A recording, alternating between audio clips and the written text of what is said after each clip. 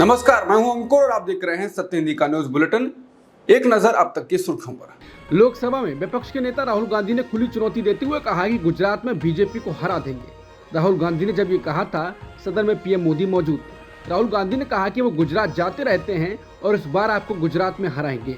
आप लिख कर ले लो, आपको विपक्षी इंडिया गठबंधन गुजरात में हराने जा रहा है। बता दें, लोकसभा चुनाव में बीजेपी इस बार गुजरात में क्लीन स्वीप नहीं कर पाई है। कांग्रेस पार्टी ने वापसी करते हुए बनासकांठा सीट बीजेपी से छीन ली है। 2014 और 2019 के चुनावों में बीजेपी को सभी 26 सीटें मिली थी। राहुल गांधी पिछले कुछ दिनों से गुजरात में सक्रिय हैं। उन्होंने पिछले कुछ दिनों गुजरात के राजकोट में हुए टीआरपी गेम जोन हादसे के पीड़ितों से बात की थी। राहुल गांधी का बीजेपी पर निशाना साधते हुए ये कहना कि जो लोग अपने आप को हिंदू कहते हैं वो 24 घंटे हिंसा करते रहते हैं, इस भाषण को काट छांट कर चलाया जा रहा है। इसके बाद कांग्रेस नेता पवन खेड़ा ने प्रेस कॉन्फ्रेंस की। उन्होंने कहा कि पिछले 10 साल में सबने कुछ न कुछ सबक सीखा है। हमें 2014 और 2019 में शिकस्त मिली, लेकिन हमने आत्ममंथन किया और सीखा।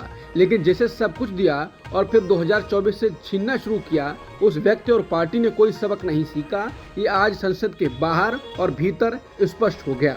पिछले 10 साल में बीजेपी ने अपना कारोबार व्हाट्सएप पर झूठ फैलाकर और राहुल गांधी जी के भाषण काट छांट कर चलाए, लेकिन अब यह कारोबार जनता ने रोक दिया है। बीजेपी ये सबक नहीं सीख पाई है। आज भी राहुल गांधी जी का भाषण शुरू होते ही बीजेपी की आईटी सेल उनके भाषण को तोड़ने मरोड़ने का काम करने में लग गई। कांग्रेस अध्यक्ष मल्लिकार्जुन खड़गे ने कहा कि दशकों से बीजेपी आरएसएस वाले हिंदू धर्म के ठेकेदार बनने की कोशिश कर रहे हैं। अयोध्या में जब भाजपा हारी तो उनके इकोसिस्टम ने श्री राम मंदिर पर हिंदू धर्म के लोगों से ऐसे जवाब मांगा जैसे कि मंदिर केवल वोट पाने के लिए बनाया गया था। लोकसभा में नेता प्रतिपक्ष श्री राहुल गांधी ने आज स्पष्ट तौर पर बीजेपी आरएसएस की हिंसावादी, मनुवादी और विभाजनकारी विचारधारा का पर्दाफाश किया है। बीजेपी आरएसएस वाले और मोदी जी अपने राजनीतिक फायदे के लिए समाज में नफरत और हिंसा फैलाते हैं। खड़गे ने कहा कि हिंदू धर्म नफरत, हिंसा और द्वेष नहीं सिखाता, सत्य, अहिंसा और सद्भाव सिखाता है। पवन खेड़ा ने कहा कि पिछले 10 साल से एक नारा सुनते होंगे, मैं हिंदू जगाने निकला हूं। हिंदू जाग चुका है नरेंद्र मोदी जी। वो अयोध्या में जागा और वाराणसी में आपके साथ क्या हुआ ये पूरी दुनिया ने देखा। अब आप झूठ नहीं बेच पाएंगे। अब आप अपनी छद्म राष्ट्रवादी और छद्म हिंदुत्व के पीछे नहीं छिप पाएंगे। सामने आइए, नीट पर जवाब दीजिए, अग्निवीरों को जवाब दीजिए, महिलाओं को जवाब दीजिए, किसानों को जवाब दीजिए, इस देश को जवाब दीजिए। सोमवार को संसद सत्र के दौरान विपक्ष के नेता राहुल गांधी के भाषण के दौरान भारी हंगामा देखने को मिला। लोकसभा में विपक्ष के नेता राहुल गांधी ने भाजपा को हिंसा करने वाली पार्टी बताया, जिसके बाद सदन में हंगामा हुआ। उन्होंने कहा कि नरेंद्र मोदी पूरा हिंदू समाज नहीं है, बीजेपी पूरा हिंदू समाज नहीं है, आरएसएस पूरा हिंदू समाज नहीं है, ये ठेका नहीं है बीजेपी का। राहुल ने भाजपा पर निशाना साधते हुए कहा कि जो लोग अपने आप को हिंदू कहते हैं वो 24 घंटे हिंसा हिंसा हिंसा, नफरत नफरत नफरत, असत्य असत्य असत्य करते रहते हैं। ये हिंदू हैं ही नहीं, आप हिंदू हो ही नहीं। हिंदू धर्म में साफ लिखा है कि सत्य के साथ खड़ा होना चाहिए, सत्य से पीछे नहीं हटना चाहिए, अहिंसा फैलाना चाहिए। इसके बाद पीएम मोदी सदन में टोकने के लिए खड़े हुए। प्रधानमंत्री मोदी ने खड़े होकर इसका विरोध किया। उन्होंने कहा कि विषय बहुत गंभीर है, पूरे हिंदू समाज को हिंसा से जोड़ना ठीक नहीं है। राहुल गांधी लोकसभा में जब बोल रहे थे तो सत्ता पक्ष की ओर से लगातार बीच बीच में खड़े होकर आपत्ति जताई जा रही थी। इसी दौरान अमित शाह ने भी स्पीकर से संरक्षण मांग लिया। उन्होंने कहा कि आप नियमों से ऊपर जाकर उनको रियायत दे रहे हैं, हमें संरक्षण चाहिए, ऐसा नहीं चलता। जिसके बाद लोग कह रहे हैं कि मजबूत विपक्ष की ताकत देखिए, कैसे अमित शाह जैसे ताकत पर नेता आज सदन में संरक्षण की मांग कर रहे हैं। तो कैसे सदन में चल सकता है माननीय? आप एक तरफा नियमों के ऊपर जाकर उनको रियायत दे रहे हो माननीय, हमें संरक्षित करिए, ऐसे नहीं चलता। राहुल गांधी ने कहा कि नरेंद्र मोदी ने अयोध्या से चुनाव लड़ने के लिए 2 बार सर्वे करवाया। सर्वे करने वालों ने साफ कह दिया, अयोध्या से चुनाव मत लड़िएगा, अयोध्या की जनता हरा देगी। इसलिए नरेंद्र मोदी वाराणसी गए और वहां बचकर निकले। राहुल ने कहा कि राम भगवान की जन्मभूमि ने भाजपा को मैसेज दे दिया है, मैसेज बगल में है। राहुल ने सपा सांसद अवधेश प्रसाद की ओर इशारा करते हुए कहा। लोकसभा में राहुल गांधी ने ऐसा कहा कि सदन में जमकर हंगामा हुआ। राहुल गांधी ने अपने भाषण के बीच भगवान शिव की तस्वीर दिखाई, जिसके बाद स्पीकर ओम बिरला ने उन्हें रोका। इसके बाद स्पीकर और विपक्षी सदस्यों में नोकझोंक शुरू हुई। राहुल गांधी ने कहा कि क्या वो ये तस्वीर नहीं दिखा सकते हैं। इस पर स्पीकर ओम बिरला ने संसदीय कार्यवाही के नियमावली का हवाला दिया और कहा कि नियमों के मुताबिक संसद में किसी प्ले कार्ड या तस्वीर को नहीं दिखाया जा सकता है। राहुल गांधी ने कहा कि क्या इस सदन में शिव भगवान की तस्वीर दिखाना मना है। राहुल गांधी ने कहा कि हमें शिव जी से प्रोटेक्शन मिली है और यही बात चित्र दिखाकर समझाना चाहता हूँ, लेकिन आप इसे दिखाने नहीं दे रहे हैं। राहुल गांधी ने कहा कि उनके पास और कई चित्र हैं जिन्हें वो दिखाना चाहते हैं। राहुल गांधी ने स्पीकर ओम बिरला को भी निशाने पर लिया। उन्होंने कहा कि मैंने आपसे हाथ मिलाया तो आप सीधे खड़े रहे, जब मोदी जी ने आपसे हाथ मिलाया तो आपने झुककर हाथ मिलाया। इसके बाद स्पीकर ने कहा कि मेरी संस्कृति में सिखाया गया है कि जो हमसे बड़े हैं उनसे झुककर मिलो और जो छोटे हैं उनसे बराबरी से मिलो। राहुल गांधी ने फिर कहा कि स्पीकर सबसे बड़ा है, हम सबको स्पीकर से झुककर बात करनी चाहिए। आप इस हाउस के लीडर हैं, आपको किसी के सामने नहीं झुकना चाहिए। केंद्रीय गृह मंत्री अमित शाह ने कहा कि नेता प्रतिपक्ष बार बार तस्वीर दिखाकर नियमों को तोड़ रहे हैं। शाह ने कहा कि आपातकाल में इन्होंने पूरे देश को भयभीत किया है। अमित शाह ने आगे कहा कि कांग्रेस नेता राहुल गांधी लगातार संसद के नियमों की अनदेखी कर रहे हैं, तस्वीर दिखा रहे हैं, हिंदू धर्म का अपमान कर रहे हैं। शाह ने कहा कि विपक्ष के नेता ने स्पष्ट रूप से कहा है कि जो लोग खुद को हिंदू कहते हैं वो हिंसा की बात करते हैं और हिंसा करते हैं। शायद वो नहीं जानते कि इस देश में करोड़ों लोग गर्व से खुद को हिंदू कहते हैं। हिंसा को किसी भी धर्म से जोड़ना गलत है, उन्हें माफी मांगनी चाहिए। सोमवार को संसद सत्र के दौरान अग्निवीर योजना के मुद्दे पर सदन में सत्तापक्ष और विपक्ष में तीखी नोकझोंक हुई। सफाई देने के लिए विपक्ष के नेता राहुल गांधी के भाषण के बीच खुद रक्षा मंत्री राजनाथ सिंह उठ खड़े हुए। दरअसल अग्निवीर को लेकर राहुल गांधी ने तीखा हमला बोला और कहा कि एक बारूदी सुरंग से एक अग्निवीर शहीद हुआ, मैं उसे शहीद कह रहा हूं, लेकिन भारत सरकार और नरेंद्र मोदी उसे शहीद नहीं कहते, उसे अग्निवीर कहते हैं। उसे पेंशन नहीं मिलेगी, उस घर को मुआवजा नहीं मिलेगा, शहीद का दर्जा नहीं मिलेगा। राहुल गांधी ने कहा कि भारत के एक आम जवान को पेंशन मिलेगी, लेकिन अग्निवीर को जवान नहीं कहा जा सकता। अग्निवीर यूज एंड थ्रो मजदूर है। उसे आप 6 महीने की ट्रेनिंग देते हैं, जिसे दूसरी तरफ 5 साल की ट्रेनिंग पाए चीन के जवान के सामने खड़ा कर दिया जाता है। सरकार पर उन्होंने आरोप लगाया कि एक जवान और दूसरे जवान के बीच फूट डालते हो।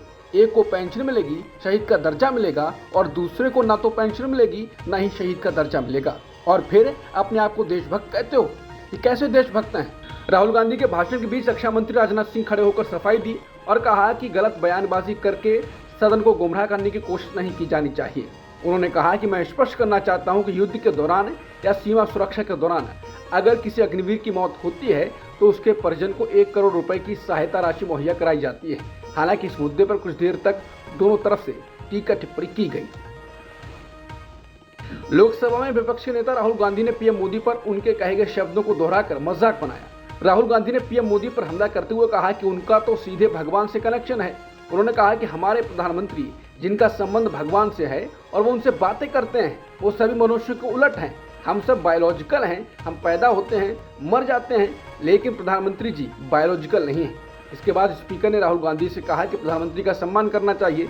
फिर राहुल ने कहा कि मैं सम्मान करता हूं, लेकिन ये मेरे शब्द नहीं हैं, ये खुद उन्होंने कहा है। राहुल गांधी ने सदन के भीतर उनके ऊपर से बोलते वक्त कैमरा हटने का जिक्र किया। जब राहुल गांधी भगवान शिव की तस्वीर को हाथ में लिए हुए थे, तब कैमरा राहुल से हटकर स्पीकर बिरला के ऊपर चला गया। फिर वापस आया तो राहुल ने कहा कि अब हटाऊं। राहुल ने फिर तस्वीर हाथ में ले ली और फिर कैमरा हट गया। राहुल ने कहा कि देखा सर, आपने देख लिया सर, मैं केवल इतना कहना चाहता हूं, ये ठीक नहीं है। जिसके बाद लोग इस वीडियो को रीट्वीट कर कह रहे हैं कि राहुल गांधी ने बीजेपी की कैमरा ट्रिक्स को एक्सपोज कर दिया। आज सदन में एक और चीज देखने को मिली। जैसे ही टीएमसी सांसद महुआ मोइत्रा का बोलने के लिए नाम बोला गया, पीएम मोदी तुरंत उठे और जाने लगे। इसके बाद महुआ मोइत्रा ने तुरंत कहा कि प्रधानमंत्री, माननीय प्रधानमंत्री, आप घंटों से बैठे हुए हैं, ये भी सुनते जाइए, डरिए मत सर। चुनाव कैंपेन के दौरान आप मेरे क्षेत्र में 2 बार आए, आज तो सुनते जाइए। इसके बाद महुआ ने कहा कि कोई बात नहीं, मेरी खराब किस्मत, और मोदी चले गए। 7वीं लोकसभा में निष्कासित होने के बाद जीतकर वापस पहुंची महुआ मोइत्रा ने संसद में मोदी सरकार पर तीखा हमला बोला। टीएमसी सांसद महुआ मोइत्रा ने कहा कि जब पिछली बार मैं यहाँ खड़ी हुई थी तो मुझे बोलने नहीं दिया गया था, लेकिन रूलिंग पार्टी ने एक सांसद की आवाज दबाने के लिए भारी कीमत चुकाई है। मुझे बिठाने की कोशिश में जनता ने आपके 63 सांसदों को बैठा दिया है। संसद में धन्यवाद प्रस्ताव पर चर्चा के दौरान राज्यसभा में वेब सीरीज पंचायत का भी जिक्र हुआ। आरजेडी के राज्यसभा सांसद प्रोफेसर मनोज कुमार झा ने अपने संबोधन के दौरान वेब सीरीज पंचायत का जिक्र किया और चुनाव आयोग की कार्यप्रणाली पर सवाल उठाए। आरजेडी सांसद मनोज झा ने एक सर्वे का जिक्र करते हुए कहा कि इस सर्वे में 28% लोगों ने यह बताया है कि उन्हें इलेक्शन कमीशन पर भरोसा है। उन्होंने कहा कि इससे ज्यादा भरोसा तो वेब सीरीज पंचायत में फुलेरा के ग्राम प्रधान पर है। दिल्ली की एक अदालत ने सोमवार को सामाजिक कार्यकर्ता मेधा पाटकर को मानहानि के मामले में 5 महीने की कैद की सजा सुनाई। ये मामला दिल्ली के वर्तमान उपराज्यपाल विनय कुमार सक्सेना ने 2001 में दायर किया था। इसके 24 साल बाद अब इस मामले में सजा सुनाई गई है। अदालत ने पाटकर को सक्सेना को 10 लाख रुपए का हर्जाना देने का भी आदेश दिया। 3 नए आपराधिक कानून, भारतीय न्याय संहिता, भारतीय नागरिक सुरक्षा संहिता और भारतीय साक्ष्य अधिनियम सोमवार 1 जुलाई से लागू हो रहे हैं, लेकिन अपराध के पुराने केसों में आईपीसी, सीआरपीसी लागू रहेगी। नए कानून गजट अधिसूचना लागू होने के बाद किए गए अपराधों में लागू होंगे, यानी हत्या के पुराने मामलों की सुनवाई आईपीसी की धारा 302 के तहत ही होगी, लेकिन 1 जुलाई या उसके बाद हत्या का नया केस धारा 103 में दर्ज होगा। बता दें, भारतीय नागरिक सुरक्षा संहिता के तहत अब पुलिस हिरासत मौजूदा 15 दिन की सीमा से बढ़ाकर 90 दिन कर दी गई है। दरअसल इसी मुद्दे पर पूर्व जजों, सिविल सोसाइटी, मानवाधिकार संगठनों ने चिंता जताई थी। प्रमुख बदलाव में भारतीय न्याय संहिता में नए अपराधों के लिए सजा कड़ी की गई है। इसमें शादी का झूठा वादा करने के मामले में 10 साल तक की जेल, नस्ल, जाति या समुदाय, लिंग के आधार पर मॉब लिंचिंग में अब उम्र कैद या मृत्युदंड, स्नैचिंग में 3 साल तक की जेल से लेकर आतंकवाद विरोधी संगठित अपराधों को इसके दायरे में लाकर सजाएं कड़ी की गई हैं। सामान्य दंडात्मक अपराधों के केस में अब पुलिस लंबे समय तक आरोपी को अपनी कैद में रख सकेगी। ऐसे में व्यक्तिगत स्वतंत्रता को लेकर चिंताएं बढ़ गई हैं। तीनों नए आपराधिक कानूनों से केंद्र सरकार किसी भी पक्ष को खुश नहीं कर पाई है। पिछले साल जब इस विधेयक को सरकार संसद में लाने वाली थी, उसी समय से इसका विरोध शुरू हो गया था। विपक्ष शासित राज्यों के 2 मुख्यमंत्रियों, पश्चिम बंगाल की ममता बनर्जी और तमिलनाडु के एम के स्टालिन ने केंद्रीय गृह मंत्री अमित शाह को पत्र लिखकर इन्हें स्थगित करने की मांग की थी। संसद में भारी विरोध हुआ तो स्पीकर ओम बिरला ने विपक्ष के 100 से ज्यादा सांसदों को सदन से निलंबित कर इन्हें सरकार को पास कराने दिया। ओम बिरला पर यह दाग इतिहास में दर्ज हो चुका है। 1 जुलाई 2024 से देश में 3 नए आपराधिक कानून लागू हो गए हैं। 17वीं लोकसभा के शीतकालीन सत्र में ये तीनों कानून पास किए गए थे। मुख्य विपक्षी दल कांग्रेस शुरुआत से ही इन कानूनों का विरोध कर रही है। सोमवार को कांग्रेस के राष्ट्रीय अध्यक्ष मल्लिकार्जुन खड़गे ने ट्वीट कर इन कानूनों की और सरकार के रवैये की निंदा की है। खड़गे ने कहा कि चुनाव में राजनीतिक और नैतिक झटके के बाद मोदी जी और भाजपा वाले संविधान का आदर करने का खूब दिखावा कर रहे हैं, पर सच तो ये है कि आज से जो कानून लागू हो रहे हैं वो 146 सांसदों को सस्पेंड कर जबरन पारित किए गए हैं। इंडिया अब ये बुलडोजर न्याय संसदीय प्रणाली पर नहीं चलने देगा। नए आपराधिक कानून भारतीय न्याय संहिता 2023 के तहत पहली एफआईआर सोमवार यानी 1 जुलाई को नई दिल्ली के कमला मार्केट पुलिस स्टेशन में एक स्ट्रीट वेंडर के खिलाफ दर्ज कर ली गई। 3 नए आपराधिक कानून सोमवार को पूरे देश में लागू हो गए और इनमें से किसी एक धारा के तहत दर्ज किया गया यह पहला मामला है। नई दिल्ली रेलवे स्टेशन के फुटओवर ब्रिज के नीचे बाधा डालने और बिक्री करने के आरोप में स्ट्रीट वेंडर के खिलाफ भारतीय न्याय संहिता की धारा 285 के तहत मामला दर्ज किया गया है। एफआईआर के मुताबिक आरोपी की पहचान बिहार के बारहा निवासी पंकज कुमार के रूप में हुई है। दिल्ली के मुख्यमंत्री अरविंद केजरीवाल की गिरफ्तारी के खिलाफ संसद परिसर में आज इंडिया गठबंधन दलों के नेताओं ने प्रदर्शन किया। इस बीच आम आदमी पार्टी के राज्यसभा सांसद संजय सिंह ने बीजेपी से पूछा है कि दिल्ली के सीएम ने ऐसा कौन सा गुनाह कर दिया है कि उन्हें गिरफ्तार किया गया, क्या बीजेपी इसका जवाब देगी। उन्होंने कहा कि सीबीआई और ईडी के जरिए विपक्षी नेताओं को टारगेट किया जा रहा है। इसके साथ ही उन्होंने कहा कि ईडी सीबीआई का दुरुपयोग बंद होना चाहिए, विपक्षी नेताओं को जेल में डालना बंद करो। दलित राजनीति में भाजपा को मात देने के लिए विपक्ष अयोध्या के सपा सांसद अवधेश प्रसाद को लोकसभा डिप्टी स्पीकर पद के लिए बतौर प्रत्याशी पेश कर सकता है। उत्तर प्रदेश में कांग्रेस और सपा गठबंधन है। इस गठबंधन ने लोकसभा चुनाव में बेहतर नतीजे दिए हैं। इसे और मजबूती देने के लिए कांग्रेस अवधेश प्रसाद के नाम पर सहमत हो गई है। अवधेश प्रसाद का नाम विपक्ष ने दूरगामी राजनीति के तहत तय किया है। इंडियन एक्सप्रेस का सूत्रों के हवाले से कहना है कि अवधेश प्रसाद के नाम का प्रस्ताव टीएमसी प्रमुख और पश्चिम बंगाल के मुख्यमंत्री ममता बनर्जी ने किया है। इसके बाद नेता प्रतिपक्ष राहुल गांधी, सपा प्रमुख अखिलेश यादव, शिवसेना यूबीटी उद्धव ठाकरे और आम आदमी पार्टी और डीएमके ने भी प्रस्ताव का समर्थन कर दिया।